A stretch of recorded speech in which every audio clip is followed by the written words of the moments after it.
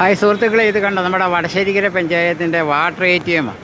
ഒരു വർഷം മുമ്പ് നമ്മൾ തുടങ്ങിയതാണ്. നല്ല തണുത്ത വെള്ളം നാണയമൊക്കെ നിക്ഷേപിച്ച് കൊടുക്കാൻ വേണ്ടി.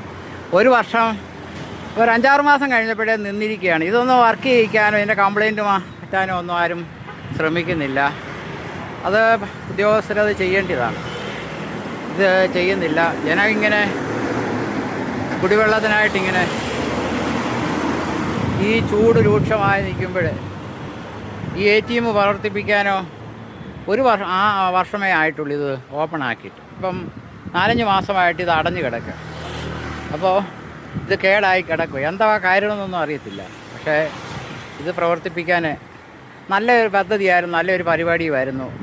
1 ലിറ്റർ തണുത്ത വെള്ളം 1 രൂപയ്ക്ക് കിട്ടുമായിരുന്നു.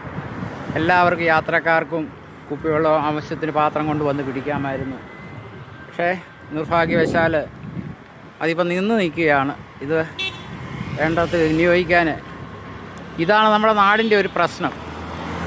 എല്ലാം ചെയ്തു വെക്കും, പിന്നെ അത് മെയിൻറ്റെയിൻ ചെയ്യാൻ പറ്റുന്നില്ല. ലക്ഷങ്ങൾ മുടക്കി തുടങ്ങിയ പദ്ധതി. അപ്പോൾ അടിയന്തരമായിട്ട് ഇത് പ്രവർത്തിപ്പിക്കുവാൻ പഞ്ചായത്ത് നടപടി ഉണ്ടാകണം എന്ന് മാത്രമേ എനിക്ക് പറയാവുള്ളൂ. ഞാൻ കുറ്റപ്പെടുത്തുകയല്ല. പക്ഷേ നമ്മൾ ഈ ഉണക്ക സമയത്ത് ഒരു വെള്ളം കുടിക്കാൻ അല്ലെങ്കിൽ ഒരു കുപ്പി വെള്ളം എടുക്കാൻ ഇവിടെ വന്നാലില്ല.